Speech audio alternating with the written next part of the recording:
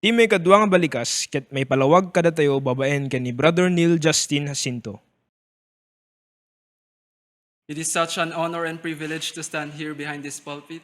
Thank you, Pastor Jeyo, for this great opportunity and for your trust that once again I'll speak one of the last words or sayings of Jesus Christ at the cross. So, hangkor baybayin kakabsat, dawatik ti tatakdar tayo ta, loktan tayo ti Bibles tayo, in Luke chapter 23 verses 39 to 43. Luke chapter 23 verses 39 to 43. Kastoy ti kunana, one of the malefactors which were hung railed on him, saying, If thou be Christ, save thyself and us. But the other answering rebuked him, saying, Dost not thou fear God, seeing thou art in the same condemnation? And we indeed justly, for we receive the due reward of our deeds. But this man hath done nothing amiss. And he said unto Jesus, Lord, remember me when thou comest into thy kingdom. Verse 43, And Jesus said unto him, Verily I say unto thee, today shalt thou be with me in paradise. Let us pray. Bendito ken managparabor a Diyos, sagyaman kami apo, ta si kaapo tinang ted ti kundaway apo nga. Umay kami manen apo gadal ti saom, ket sape apo ta, sika timang tarabay ti sagtunggal misa kada kami, ket sape apo ta ti Santo Espiritu apo ti agwork ti sagtunggal misa kada kami apo. Ket pakawanem apo digiti nagbasulan mi, dalusan ugasan na kami apo, tapno may kari kami apo, kada gitoy nabakna nga sasom, nadalos kami nga paglasudan apo. Ket dati ti dawat ken ti kararag mi tinagan ni Apo ming Jesus. Amen. So, by my way of introduction, have you ever realized that all our plans last month and this coming vacation have changed? Finals, periodical exams, graduation, moving up, summer, bakasyon, outing, it all changed. Our plans literally changed because of this pandemic, COVID-19. But thank be to God, for He has given us the time and chance amidst this kind of situation, right this moment, to study His Word and to sympathize with Jesus' death. Ada tayo nga makipagladingit iti papatay ni Hesu Kristo, but we glorify Him because He has risen from the dead, and it is what we are praising God for He is the reason why we are here. Agyaman tayo ti Apo kasi, isuna ti rason no apay ada tayo tatanga gundaway. So, what I am going to talk about is the second saying of the Lord Jesus Christ. There were 3 persons crucified at the Calvary, the 2 malefactors and Jesus Christ at the center. So, deti agdama nga pandemic or crisis ket we consider as a suffering. We suffer kasi adu iti agsaksakit nga tattao, adu iti main infekan, adu iti matmatay, awanan tayo dagiti resources tayo like ti trabaho, awan ti pagubraan tayo, ken limited lang dagiti pangalaan tayo, dagiti basic or common necessities tayo. And we humans suffer from this kind of situation. But according to the text nga binasa tayo tatay, Luke chapter 23, we can see 2 types or aday ti dua nga klase no kasano dua nga klase ti tao no kasano na nga idil or agrespond ka dijay situation or suffering na inna nga may encounter. So the first type of person is the one who rail against God and say, if you are such a great and powerful and loving God, why am I in this kind of situation? Why am I suffering or why we are suffering? Di jay iti mesa nga klase ti tao, no kasano na nga i-respond iti suffering. So di jay ketay negative or iso natay mesa nga mang question kani God, ken iso natay puro reklamo. And the second one is the one who acknowledged that he is sinner and don't deserve any good thing. And he acknowledged the sufferings because it is the result of his own acts. Iso na tay makadwa nga klase ti tao no kasuno na nga i-treat iti suffering. So, deto'y makadwa nga klase ti tao ket iso natay makabigbig iti kinakapoy na, iso natay makabigbig iti ken ni Apo Dios nga iso iti pagkamangan na laeng. Iso na DJ positive nga iso ti makakita iti brighter side ka DJ situation nga in na main encounter. So dagiti duwa nga klase ti tao no kasano na i-deal ti suffering or ti bad situation ket directly related ka DJ duwa nga malefactors nga na-cross nga kadwa ni Apo Jesucristo iti Kalbaryo. Ngem detoy diyo ba mo nga ti hanlang nga dagiti tattao, hanlaeng dagiti soldiers or dagiti priest tinangmak or nang insult ken ni Jesus Christ no diket DJ duwa nga malefactors mismo. Ti amo ti kaduan DJ lang may sa tinangmak or nang insult kanya na no diket isuda nga dua. So let's take a look at Mark 15:32. Mark 15:32. Let Christ the King of Israel descend now from the cross, that we may see and believe. And they that were crucified with him reviled him. Diyan nga kuna na, and they that were crucified with him reviled him. So the both of them reviled and mocked God. Ay, Jesus Christ. Sorry. Isuda nga dua mismo tinang insult ken nang mock ken nang gura ken ni Apo Jesus. Kastamit ijay Matthew 27:44.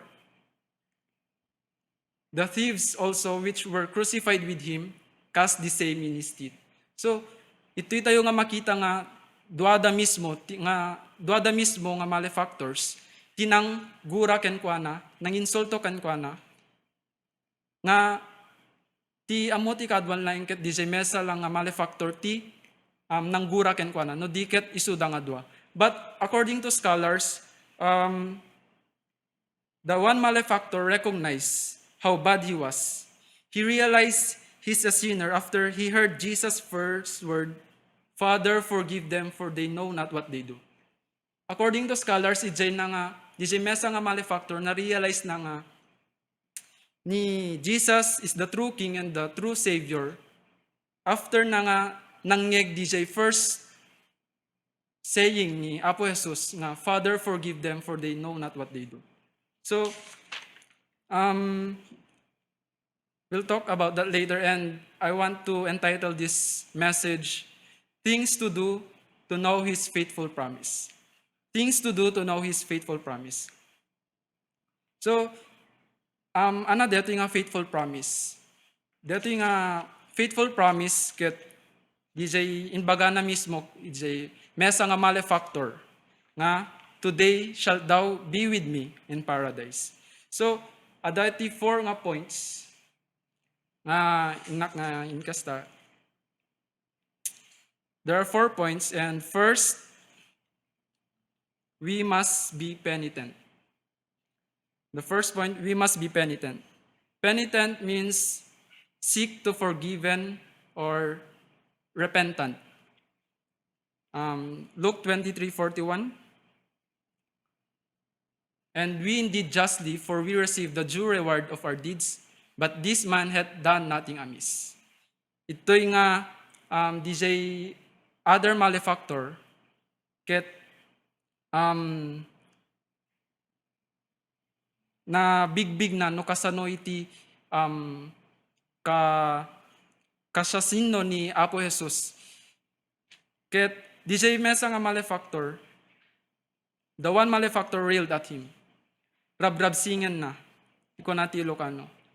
Ket ko na ijay Luke 23:39.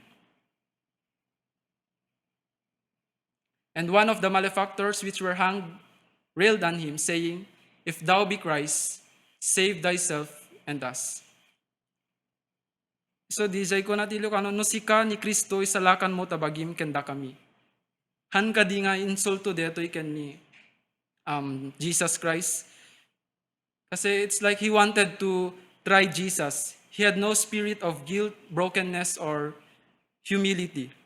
He only sees Jesus as a possible power to escape the cross. He did not see him as a king to be followed. It never entered his mind that he should say he was sorry and should change. Kasi what he has is pride. He's prideful and arrogant. Ijay nga, tay mayasa nga malefactor ket ti adakan ko na ket pride, ken ti arrogance. Unlike kadi jay mayasa nga malefactor nga naging penitent sona or he seek to be forgiven. Kasi na-realize na nga ni Apo Jesus ket iso ti pudno nga ari, iso ti pudno nga mangisalakan, nga awan sa bali no di ket iso na lang mismo. Iso ijay nga nakita na, in bagana, ijay Luke chapter 23:40, but the other answering rebuked him, saying, does not thou fear God, seeing thou art in the same condemnation? Uray sika di ka kabuteng ti Diyos, idinto nga adda ka nga ruden ti panakadusa. Ket data kinapudnuanan na rebengta nga awaten iti matutup, kadagiti araramid ta, ngem daytoy awan ti dakes ngay narabin na. So in here, he acknowledged Jesus deep down in his heart that he had done something wrong. He humbled himself, he's being penitent, seeking for forgiveness and repentance. Deto'y nga malefactor ket intry na nga i-defend ni Jesus Christ kadi si other malefactor. Kasi di si other malefactor ket aday suna nga mangmamak or mangin insult ken kuana. And second point, we must plead to God. Plea means pray and ask that God will remember us. It was not stated in the Bible if who among the two malefactors is mocking Jesus. It was not specifically mentioned no sino talaga tinang nang mock kanya ng hangang pulos nagbabawi ti basol na. Mabalin nga dadjay right or left. But tiyan mo tayo ket ada iti mesa nga namati ken ni Apo Jesus. Ada ti mesa nga nang recognize ken nagbabawi iti basol na. Ket ti kunana, Lord, remember me when thou comest into thy kingdom. Jesus ignored his own suffering. He endured his pain, his own pain. Ken oray kumawan bibiyang na kadagiti tattao iti aglawlawnan or dagiti duwa nga malefactors nga ada iti abay na. He endured his own pain. Kasi oray ko mahang makisarsarita ka DJ mesa nga malefactoren. Kasi he does not have enough strength to do so. He's dehydrated. He lost a lot of blood. Manipod iti pinang sapsaplit da kanya na manipod iti dijay pinang corona da iti sisiit ijay nga adu nga dara iti nekat ken kuanan ket dijay permi nga napakapsutan awan iti pigsanan nga makisarita ko maka dijay other malefactoren ngem detoy mesa nga malefactor nagpli ken ni Apo Jesus ada iti desire na nga ada iti desire na nga ti kunana Lord remember me. Dijay na nga ti kararang na ken ni Apo Jesus nga Apo laglagi pen nakto kunana kasi. So dijay nga malefactor ket ada iti sincerity iti puso na nga kayat na nga madaan to met dijay kahit na maisalakan iti ipapatay. So dijay nga panagayat ni Apo Jesus ket talaga nga dakdakel ti panagayat nan ngem dijay mismo gura na. Isord ko na iti John 3:16 for God so loved the world that he gave his only begotten son that whosoever believeth in him should not perish but have everlasting life. So dijay namati dijay malefactor ken ni Apo Jesus. So awan ti mabalinan na no diket i-accept detay nga malefactor kasi namati suna ken imawag suna ken ni Apo Jesus. Kasko na pa ijay Romans 10:13. Romans 10:30. For whosoever shall call upon the name of the Lord shall be saved. So di siya imawag ni si other malefactor ken ni Apo Jesus. Imawag suna, Lord remember me, kuna na kasday. Lord remember me when thou comest into thy kingdom. So aday iti pinagkararang na, aday iti he asked that Jesus will remember him. And third, we must seek His paradise. Paradise, in other words, kingdom, His kingdom.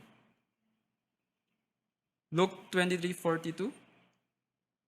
And he said unto Jesus, Lord, remember me when thou comest into thy kingdom. So di jay nga desire ni other malefactor, kaya't na nga after di jay pinagsagaban na kit mapantumet so na iti pagarian ti Apo. So oray man nga aday iti dakkel nga nagbasulan na, ado iti nagbasulan na kasi malefactor ado iti na basbasol ngayon na aramid na.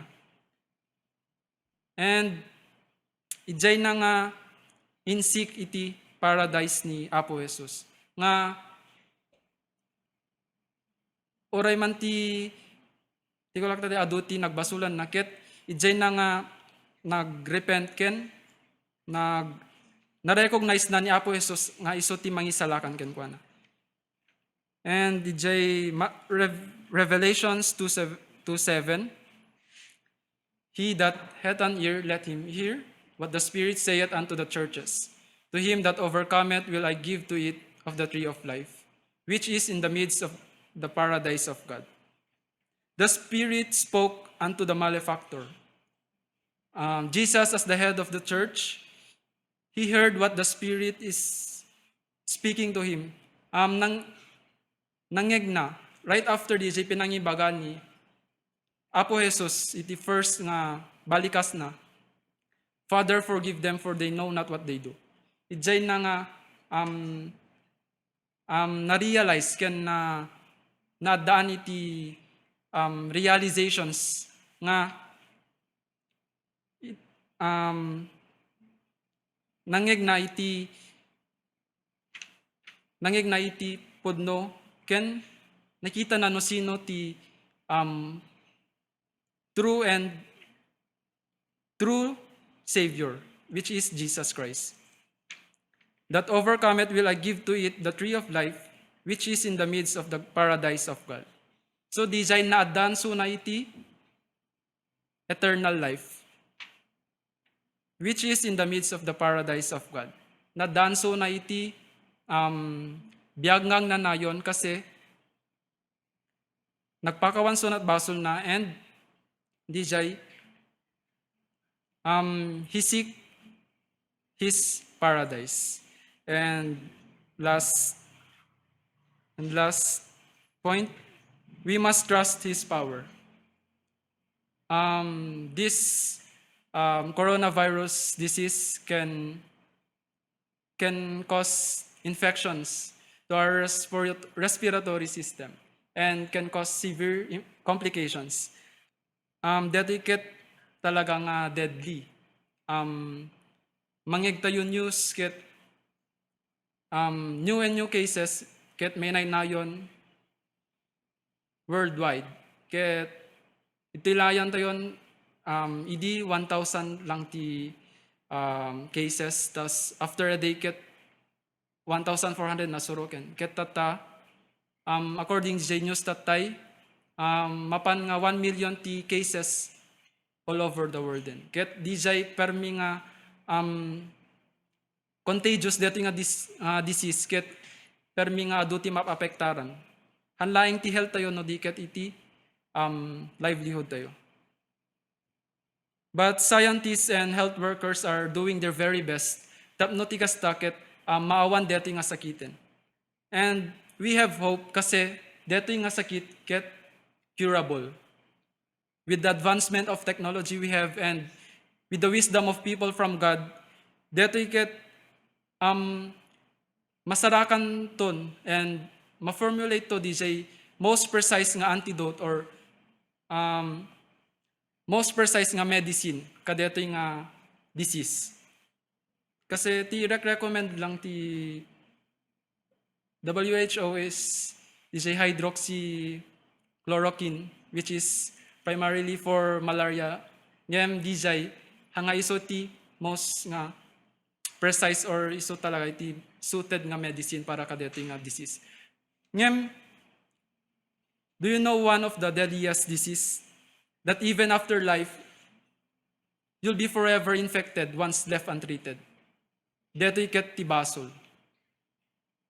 Sin is one that ultimately separates us from God. But with Jesus Christ, who redeemed us from our sinfulness, we were drawn closer to Him. The COVID-19 is curable. Kastamet iti basol tayo. Yung sino iti makaagas dito nga basol tayo? Awan sa bali no diket ni Apo nga Heso Kristo. Nga natay ijay cross ti Kalbaryo, ken iso ti dara na iso ti nang bayad iti or iso ti as payment for our sins. So we must trust His power. Kasi Jared, ko nati kanta nga there is power in the blood of the Lamb. Ada iti power iti blood. Ada iti power ni Apo Jesus nga detoy nga basol tayo ket maugasan. So nasisita nga pagtalkan tayo iti power na. Kasi kasanam nga kayat mo nga mamuan iti faithful promise na no hamumet kayat nga pagtalkan iti power na. So it is needed that we have to trust His power in order maamuan tayo iti faithful promise na. So these are 4 nga points. We must be penitent. We must plead to God. We must seek His paradise. We must trust His power. These are 4 nga points nga intayo nga na adal ket dagito iti 4 nga banag tapno maamuan tayo iti faithful promise na. Dijay nga 4 nga banag ket inobra ni other malefactor nga dijay tinobra na ken dijay